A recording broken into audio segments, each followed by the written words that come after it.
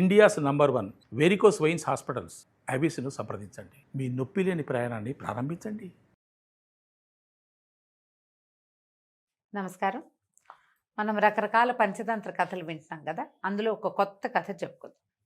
పూర్వం మందుడనే ఒక నేత పనివాడు ఉండేవాడు. మగ్గాలు బట్టలు నేస్తారు కదా, పద్మశాలీలు అంటారు. వీళ్ళనే పద్మశాలీలే బట్టలు నేసేవాళ్ళు. అవి కాకుండా దేవాంగులు అనే పేరుతోటి కూడా మన కొన్ని రాష్ట్రాల్లో కొన్ని ప్రాంతాల్లో దేవాంగి అంటారు.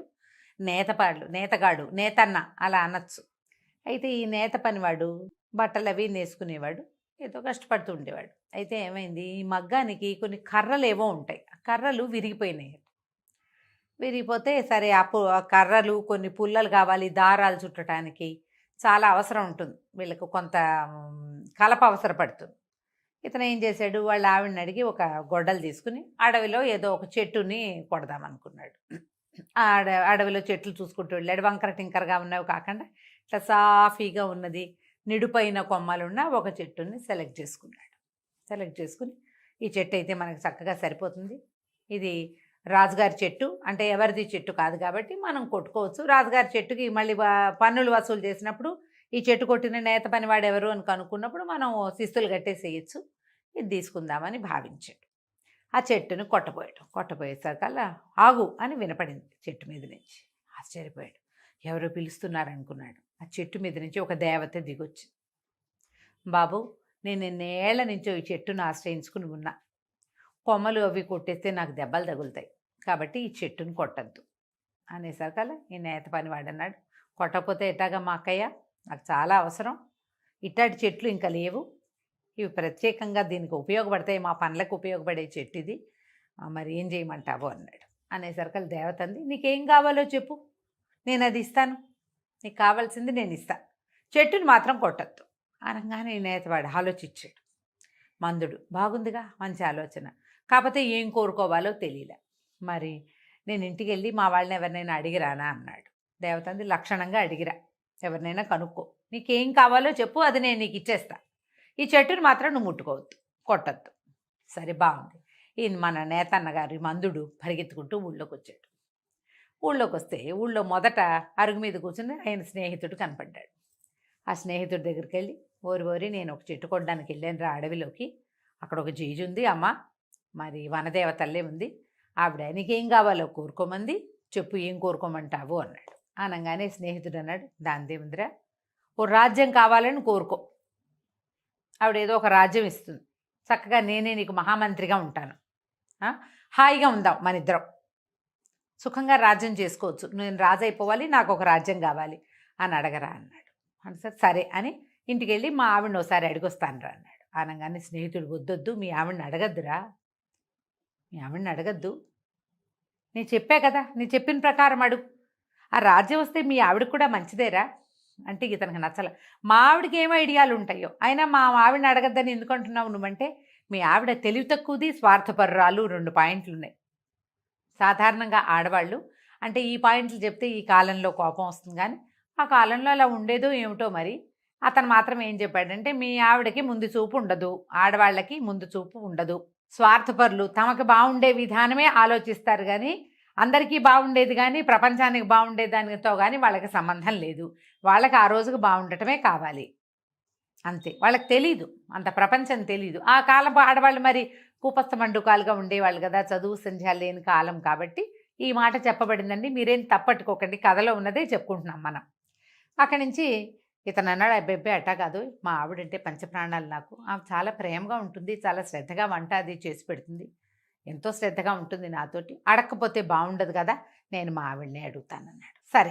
సరేనన్నాడు స్నేహితుడు. ఇంకేం చేస్తాడు, వీడు వింటలేదు మాట. సరే, ఈ నేతన్నగారు పరిగెత్తుకుంటూ ఇంటికి వచ్చాడు. మందుడు వచ్చి, ఏమే చెట్టు కొట్టబోతే చెట్టు మీద ఒక దేవత ఉంది, ఆవిడేమో నీకేం కావాలో నేను ఇస్తాను, చెట్టును కొట్టద్దంది.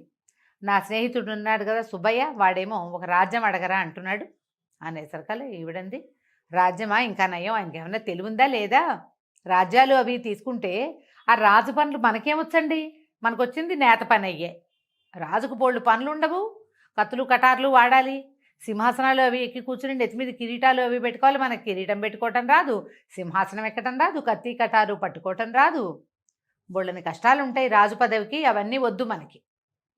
చక్కగా ఇంకో తల ఇంకో జత చేతులు అడగండి. మనం నేత పని వాళ్ళం కదా, 2 చేతులు చాలవు మనకి. ఇంకో 2 చేతులు ఉన్నాయనుకోండి అదనంగా, చక్కగా ఎన్ని బట్టలైనా నేయచ్చు కదా. మీరు ఈ 2 చేతులు ఈ ఒక్క తలతోటే మీరు నెలకి సరిపడా 40 వస్త్రాలు నేస్తుంటే, ఇంకో తల ఉండి ఇంకో జత చేతులుంటే 40, 80 వస్త్రాలు నేయం మనం. ఒక్క నెలలో 2 నెలలు డబ్బులు వస్తాయి. మనకు వచ్చిన పని చేసుకుంటాం హాయిగా. రాజు పనులన్నీ మనకెందుకు? మీ స్నేహితుడు ఒక మూర్ఖుడు, వాడికేం తెలుసు, వాడి తలకాయ అట్టాటివి పెట్టుకోవద్దు, చక్కగా ఇంకో తల ఇంకో జత చేతులు అడగండి అని. మనవాడు సరేననుకున్నాడు. ఇది నిజమే, రాజు పనులు మనకి రావు, నేత పనులు అయితే బాగా వచ్చు. సరే అనుకొని మర్నాడు పొద్దునే బయలుదేరి చద్దన్న తినేసి వెళ్ళాడు అడవికి. వెళ్తే వెళ్ళి ఆ చెట్టుని తట్టాడు. తట్టంగానే జేజి దిగొచ్చింది వనదేవత. ఏం కావాలి తమ్ముడు, నీకేం కావాలంటే అది ఇస్తానంది. నాకమ్మ ఇంకో తల ఇంకో జత చేతులు ఇవ్వు చాలన్నాడు. ఆవిడ క్షణం నిర్ఘాంతపోయి, సరే నీకు కావాల్సిందే ఇస్తున్నా, నువ్వు మళ్ళీ ఇక్కడికి రాకూడదని. నేను రాను, నువ్వు నాకు ఇంకో తల ఇంకో జత చేతులు ఇమ్మనంగానే అలాగే అంది. అభీష్ట సిద్ధిరస్తు అన్నది. ఆనంగానే వీడు తలై పక్క నుంచి టికీమని ఇంకో తల మొలిచింది.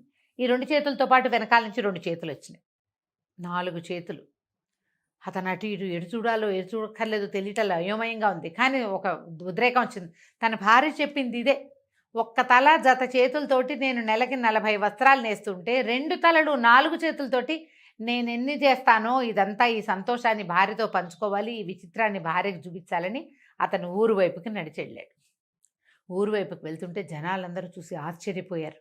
ఈ 2 తలలు 4 చేతులు ఉన్నదాన్ని ఏమిటంటారు? మనిషి అంటారు? ఊళ్ళో వాళ్ళంతా కంగారు పడి ఏదో వింత జంతు వస్తోందని రాళ్ళు రప్పలు వేసి కొట్టేశారు. ఈ నేత ఆయనకి నేనేనని చెప్పడానికి రాలా, 2 నోట్లతోటి మాట్లాడాడు, 4 చేతులు కదిపాడు. అది కదిలిన కొద్దీ, అది మాట్లాడిన కొద్దికి ఆ మనిషి ఈ జనాలందరికీ అదేదో వింత జంతువులాగాను ప్రమాదకరమైన జంతువులాగాను కనపడింది. ఎడాపెడా రాళ్ళు రప్పలతో పాటు కత్తులు కటార్లు కూడా విసిరేసేసి ఈ నేతన్నని పొట్టన పెట్టేసుకున్నారు ఊరి జనం. ఏదో వింత జంతువని తీసిపోయి ఊరవతలు పారేశారు. ఎప్పటికీ నేతన్న తిరిగి రాలేదు. ఆ మిత్రుడు చూస్తున్నాడు, భార్య చూస్తుంది, కథ కంచికి మనం ఇంటికి. ఏదైనా ఒక ప్రయోజనాన్ని ఎవరి దగ్గరైనా తీసుకునేటప్పుడు బాగా ఆలోచించాలి. ప్రకృతి విరుద్ధమైన ఐడియాలజీ చేయకూడదు. ప్రపంచానికి వింతగా ఉండే ఏ పోకడని తీసుకోకూడదు. ఇప్పుడు ఆడవాళ్ళు తెలివిగా ఉన్నారా లేరా అనేది వేరే కథ. ఇప్పుడు ఒక అమ్మవారు నీకు రాజ్యం ఇచ్చి నిన్ను రాజుని చేస్తే రాజు చేయవలసిన పని ఆవిడే నేర్పిస్తుంది కదా కదా ఆలోచించల. అనాలోచితమైన ఈ వరం వల్ల దొరికింది వరమే అయినా అది కాస్త శాపంగా పరిణమించేసింది. ఆలోచించి పనిచేయండి. ఇద్దరి దగ్గర ఐడియాలు తీసుకుంటే 2 వేరువేరుగా డిఫర్ అయితే ఈ 2 మానేసి 3వ వాడి దగ్గరికి వెళ్ళాలి. లేదా మన సొంత బ్రెయిన్ వాడుకోవాలి. మనకు బ్రెయిన్ లేకే కదా మనం సలహాలకు వెళ్తాం. ఇద్దరి దగ్గర తీసుకుంటాం, 2 విపరీతాలుగా ఉన్నాయి. అప్పుడు 3వది ఏమిటి? ఈ 2 చెప్పి ఈ 2 ఏది కరెక్టు అనైనా సలహా తీసుకోవాలి. సరైన సలహా తీసుకోకుండా ఈ కొత్త ఐడియాలకి వెళ్ళకూడదు. కథ కంచికి మనం ఇంటికి.